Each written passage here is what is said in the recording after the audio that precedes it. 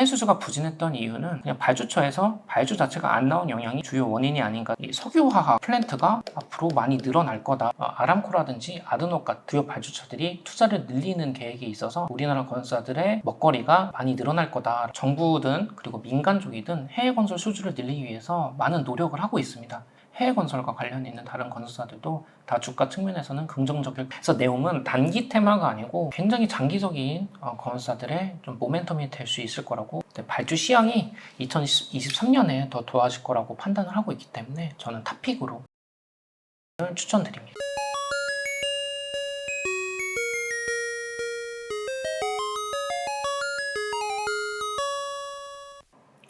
안녕하세요. 하이투자증권에서 건설을 담당하고 있는 배세호입니다. 네, 제가 오늘 소개해드릴 리포트는요, 9월 7일날 발간한 해외수주 긴급점검이라는 리포트입니다.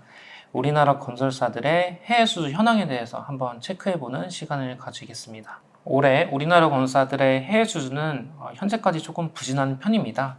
연초 제시했던 해외수주 가이던스 대비 현재까지의 달성률이 조금 부진하다라고 보시면 됩니다. 해외 수주가 부진했던 이유는 우리나라 건설사들이 역량이 부족해서 좀 수주를 놓쳤다라기보다는 주요 발주처에서 발주가 안 나온 영향이 더 크다고 저는 보고 있습니다.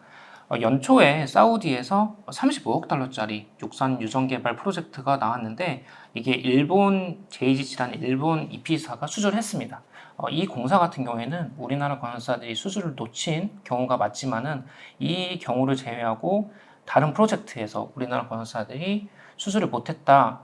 이런 프로젝트들이 현재까지는 없습니다. 그래서 제가 봤을 때는 그냥 발주처에서 발주 자체가 안 나온 영향이 현재까지 해외 수주 부진의 주요 원인이 아닌가 생각을 하고 있습니다.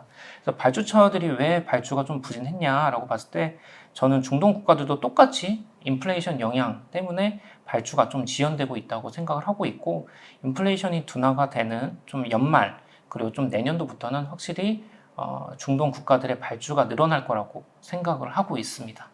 그 부분에 대해서 조금 자세히 말씀을 드리겠습니다. 1월 달부터 7월 달까지의 데이터인데요. 메나 지역이죠. 중동이랑 북아프리카에서 얼만큼의 발주가 나왔냐 살펴보면 1월부터 7월까지 전년 대비해서 거의 한 30% 정도 올라간 것처럼 보이긴 합니다.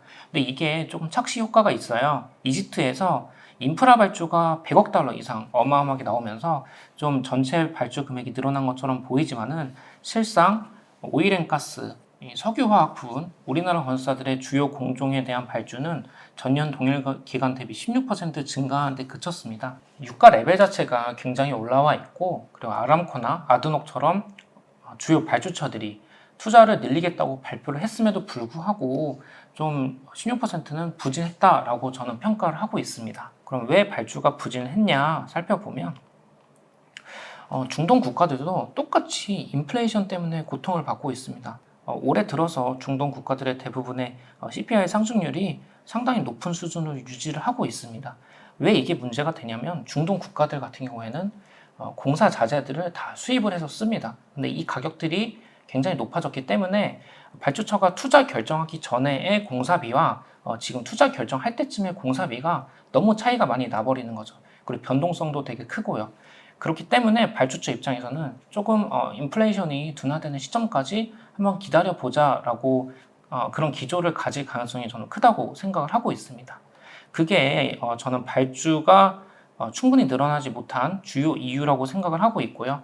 좀 특이한 거를 하나만 더 말씀을 드리면 쿠웨이트 같은 경우에는 지금 정치적으로 많이 불안정한 상황입니다. 대규모 투자를 결정할 만한 결정권자가 지금 공석인 상태고요. 여기 같은 경우에는 월 말에 다시 총선을 실시한다고 하고 그 다음에 신규 내각이 구성될 예정입니다. 그래서 알주르 케미칼처럼 80억 달러 정도의 대규모 프로젝트들도 계획이 되어 있습니다. 그런데 이러한 대규모 프로젝트들은 내년도쯤 되어야 좀 정치적으로 안정된 이후에 본격적으로 나오지 않을까 생각을 하고 있습니다. 그러면 왜 발주가 인플레이션이 둔화된 이유 많이 나올 거라고 생각을 하는지에 대해서 좀 말씀을 드리겠습니다. 두 가지 이유가 있는데요. 첫 번째 이유는 너무나 당연한 논리입니다. 지금 유가 레벨이 굉장히 높은 상태로 있습니다. 재정 균형 유가라고 해가지고요. 재정 지출과 재정 수입을 정확히 0으로 만드는 유가 레벨을 재정 균형 유가라고 하고 있습니다. 그런데 올해 같은 경우에는 지금의 유가 수준이 이 재정 균형 유가들을 다 초과를 한 상태입니다. 그래서 그 말은 즉슨 중동 국가들이 다 돈을 많이 쌓아놓고 있다. 사우디 같은 경우에는 올해 들어서 재정 수지가 굉장히 좋아졌고요. 사우디뿐만이 아니고 주요 중동 국가들의 재정 수지가 다 좋아졌습니다. 그래서 제가 생각을 했을 때 중동 국가들이 돈을 많이 벌고 있으니까 그들이 계획했던 인프라 예산 정도는 충분히 집행이 가능하겠구나 생각을 하고 있습니다. 더 나아가서는 돈을 많이 벌었으니까 인프라 예산을 조금 더 증가를 한다거나 좀 그러한 액션도 나오지 않을까 저는 그렇게 판단을 하고 있습니다. 그게 첫 번째 이유고요. 네, 두 번째 이유가 더 중요합니다. 아람코, 아드노 각각 사우디와 UAE의 에너지 기업입니다. 이들은 우리나라 건설사들의 주요 고객이고요. 이들이 투자 계획을 많이 늘린 상태입니다. 여길 보시면 2021년도에 아람코의 캐펙스가 320억 달러를 지출했습니다. 그런데 2022년도에 아람코가 400에서 500억 달러를 지출하겠다고 발표를 했고요. 이거는 연초에 발표를 했고 이번 2분기 실적 발표 때도 이 톤을 유지를 했습니다. 현재까지 169억 달러를 집행을 했고 연말까지 이 늘어난 숫자를 발주하겠다라고 계획을 한 상태고요. 그리고 이 레벨 자체는 2025년도까지 계속 지속될 거라고 발표를 했습니다. 아드녹도 마찬가지입니다. 여기는 5년 동안의 캐펙스를 계획을 하는데요. 작년에 발표했던 5년간의 캐펙스보다 올해 발표했던 5년 동안의 캐펙스가 더 늘어난 상태입니다. 확실히 아람코라든지 아드녹 주요 발주처의 투자 증가 기조가 확실하다라고 저는 판단을 하고 있고요.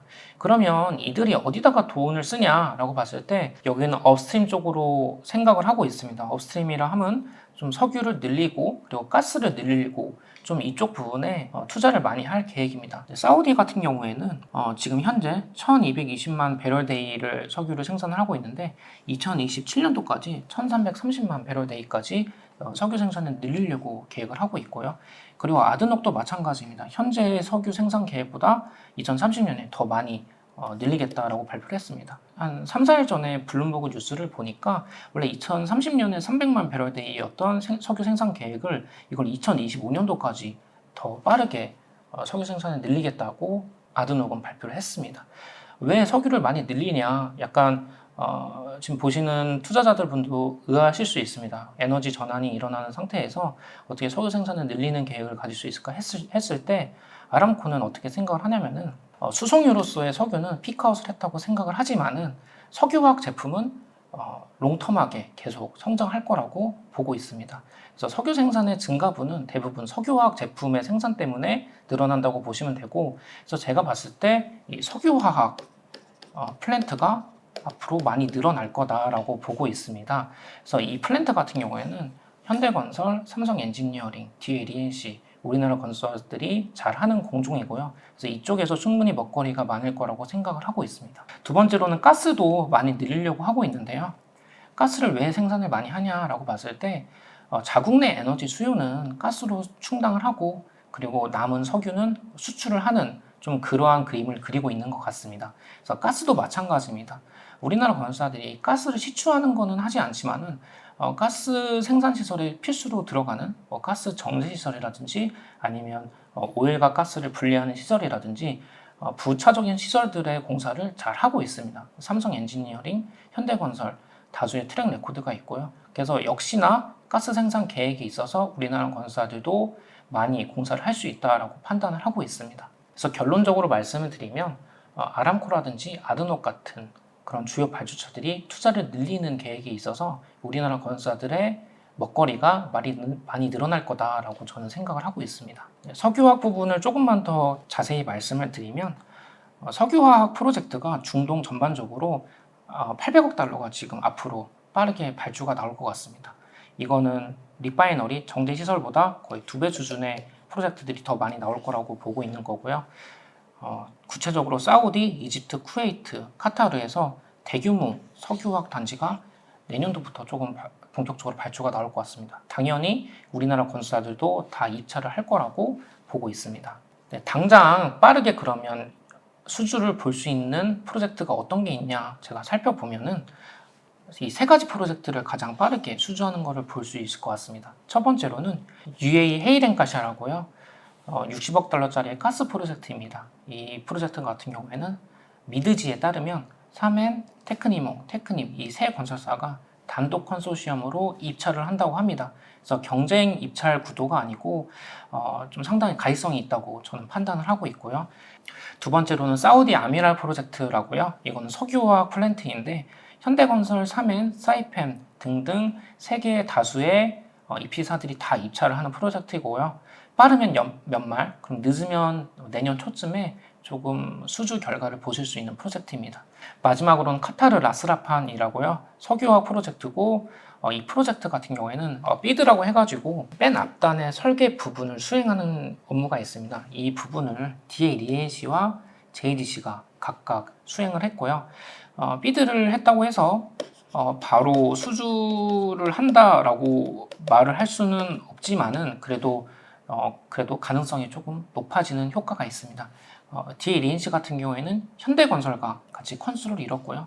사멘도 별개로 좀 입찰을 하는 프로젝트입니다. 그래서 이 프로젝트 같은 경우에는 빠르면 연말, 늦으면 내년 초쯤에 또 결과를 보실 수 있는 프로젝트입니다. 그래서 이 세 프로젝트가 아마 가장 빠르게 중동 지역에서 우리나라 건설사들이 수주를 하는 모습을 보지 않을까 저는 보고 있습니다. 우리나라 정부든 그리고 민간 쪽이든 해외 건설 수주를 늘리기 위해서 많은 노력을 하고 있습니다. 대표적으로는 지금 빈살만 왕세자의 방안을 추진 중이고요. 이거는 오피셜리하게 방안을 추진 중이다라고 확인이 된 부분이고 다만 아직 확정은 나지 않았습니다. 근데 저는 과연 빈살만이 방안을 할까 말까 했을 때 저는 방안의 가능성이 더 크다고 생각을 하고 있습니다. 그 이유는 왜 그러냐면은 빈살만이 올 만한 좀 이벤트들이 산적해 있다고 생각을 하고 있습니다. 첫 번째로는 S5일 샤인 프로젝트라고 해가지고 울산의 석유화학 단지를 대규모로 짓는 프로젝트가 있습니다. 거의 7조 가까운 프로젝트인데 이거에 대한 투자 결정이 연말쯤에 예고되어 있습니다. 그래서 S5일의 최대 주주가 아람코고 또 사우디 자본이기 때문에 빈살만이 충분히 올 수 있는 이벤트다라고 생각을 하고 있고 두 번째로는 네옴시티 이벤트가 있죠. 우리나라 건설사 중에는 현대건설 그리고 삼성물산이 네옴시티에 참여를 하고 있는데 네옴의 프로젝트들이 앞으로 산적하기 때문에 충분히 빈살만이 관심을 가질 수 있는 프로젝트라고 생각하고 있고 우리나라 건설사들에 대해서 그리고 세 번째로는 사우디 원전 뭐 되게 옛날부터 뉴스가 계속 나오긴 했지만은 사우디 원전 관련돼서도 충분히 얘기를 할 수 있다고 생각을 하고 있습니다. 마지막으로는 방산 쪽도 얘기를 할 수 있겠죠. 그래서 뭐 이러한 프로젝트들이 많기 때문에 이런 이벤트들이 많기 때문에 빈살만이 한번 한국에 방문할 수도 있지 않을까 그런 생각을 하고 있습니다. 아직 다만 이거는 너무나 외교적인 부분이고 아직 확정되지 않은 부분이기 때문에 투자할 때 있어서 좀 유의하실 필요가 있습니다. 다만 진짜 방안을 한다면은 건설사 중에서는 현대건설의 주가 베타가 가장 크게 작용할 것 같습니다. 현대건설뿐만이 아니고 다른 건설사들도 해외 건설과 관련 있는 다른 건설사들도 다 주가 측면에서는 긍정적일 것 같습니다. 그리고 두 번째로는 사멘과 현대건설 같은 경우에는 올해 아람코와 파트너십을 체결했습니다. 파트너십이 뭐냐면 현지의 로컬 건설사와 JV를 설립을 해가지고 좀 공사를 같이 수행하는 또 그러한 파트너십입니다. 대신에 아람코 입장에서는 현대건설과 사멘한테 조금 인센티브를 수주를 할 때 있어서 인센티브를 제공하는 그런 효과가 있습니다. 그래서 제가 결론적으로 말씀드리면 정부 쪽이든 그리고 민간 쪽이든 해외 건설 수주를 늘리기 위해서 다방면의 노력을 하고 있다라는 걸 말씀을 드리겠습니다. 투자자분들이 네옴 관련돼서 관심이 많으신데요. 네옴 관련돼서 제가 말씀을 드리면 네옴 같은 경우에는 더 라인 그리고 옥사곤 그리고 트로자냐라고 관광 도시인데요. 이 세 개의 도시를 좀 장기적으로 구축을 하는 대규모 공사입니다. 근데 이거가 전체 사업비가 일단 언론에 따르면 네옴에 따르면 5천억 달러라고 발표가 됐죠. 근데 이것도 되게 오래된 숫자입니다. 그럼 제가 네옴 관련돼서 얼만큼의 공사가 많이 나올지를 봤을 때 저는 1,500에서 2천억 달러라고 가정을 했습니다. 가정의 이유는 그냥 공사 전체 사업비의 30에서 40%는 EPC 관련된 비용이 아닐까라고 이렇게 가정을 한 거고요. 근데 실상은 아직 현재로서는 가늠할 수가 없는 숫자입니다. 이것도 오래전에 나온 숫자고, 그리고 네옴이 원래는 2030년에 끝나는 게 목표였는데 현재는 이게 2040년에 끝날지 2050년에 끝날지 현재로서는 예측을 할 수가 없는 부분입니다. 그래서 이 공사비 같은 경우에는 기하급수적으로 늘어날 수도 있겠다라고 현재로서는 판단하고 있고, 다만 현재까지 네온 관련돼서 공사가 발주가 나온 거는 200억 달러 수준에 불과합니다. 그래서 앞으로 공사가 나올 거는 엄청난 공사가 남아있다라고 투자자분들이 보시면 될 것 같습니다. 그래서 네옴은 단기 테마가 아니고 굉장히 장기적인 건설사들의 좀 모멘텀이 될 수 있을 거라고 생각을 하고 있습니다. 아시다시피 네옴 관련돼서는 지금 우리나라 건설사 중에서는 현대건설과 삼성물산이 참여를 하고 있고요. 네옴 관련돼서는 비밀유지 협약이 워낙에 잘 되어 있기 때문에 저도 충분한 정보 취득을 할 수가 없는 상황입니다. 다만 현재까지 파악이 된 걸로는 현대건설 같은 경우에는 옥사곤 항만 그리고 송수관 이 두 개의 프로젝트를 입찰을 한 걸로 파악이 되고 있고요. 빠르면 연말 정도에 좀 수주를 보실 수 있는 그런 프로젝트입니다. 그래서 만약에 현대건설 같은 경우에는 네온 관련된 이슈가 부각이 됐을 때 굉장히 주가가 좋았거든요. 그래서 정말로 좀 이러한 프로젝트들을 수주하는 모습을 보인다면은 현대건설의 주가가 굉장히 긍정적으로 작용할 가능성이 높다라고 저는 판단을 하고 있습니다. 그래서 네옴까지 살펴봤고요. 제가 세 번째 파트는 그러면 다른 건설사들, 세계 EP사들은 어떤가 제가 좀 공부를 해봤는데요. 일단 그림 23번을 보시겠습니다. 제가 주가 측면에서 보신다면은 지금 상장되어 있는 대형 세계 EP사들은 거의 다 주가가 연초 대비 변동이 없습니다. 거의 주가가 연초와 똑같다. 그러면 지수 대비로는 당연히 아웃퍼폼을 한 거죠.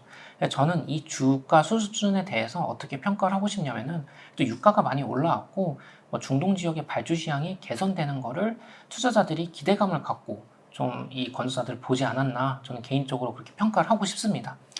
다만 좀 주가 측면에서 세 개의 건설사가 되게 특이했어요. 첫 번째로는 JGC인데요.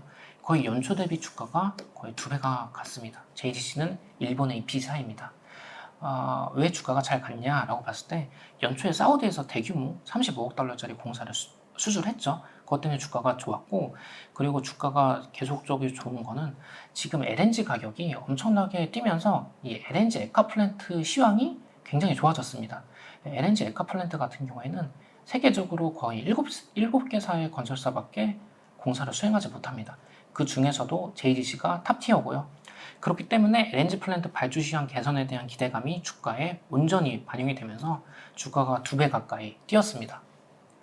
반대로 사이팸은 주가가 연초 대비 90%가 빠졌는데요. 사이팸은 이탈리아의 EP사입니다. 여기도 굉장히 역사가 오래되고 선진 EP사라고 불리우는 기업인데요. 여기는 굉장히 지금 상황이 어렵습니다. 왜 어렵냐면은 2021년도에 코로나 관련된 영업 손실을 굉장히 많이 반영을 했습니다. 그것 때문에 20억 유로 수준의 유상증자를 계획을 했고 막상 청약이 끝나니까 70% 정도밖에 청약이 안 됐습니다. 그래서 청약도 인기가 사실 없었던 거죠. 그래서 주가가 연초 대비 많이 빠졌다라고 보시면 되고, 그리고 이 검은색 선은 테크니몽이라는 회사입니다. 이것도 똑같이 이탈리아 EPC사인데 여기는 영업활동 측면에서는 크게 문제가 없습니다. 다만 이탈리아 건설사라는 이유로 사이팸이 주가가 이만큼 빠졌으니까 테크니몽의 주가도 많이 안 좋았다, 그렇게 보시면 될 것 같습니다. 주가 측면에서는 저는 그렇게 판단을 하고 있고요. 그림 24번을 보시면 제가 궁극적으로 말씀을 드리고 싶은 거는 과연 중동 지역의 발주가 많이 늘어났을 때 이 저가 입찰의 행태가 나올까?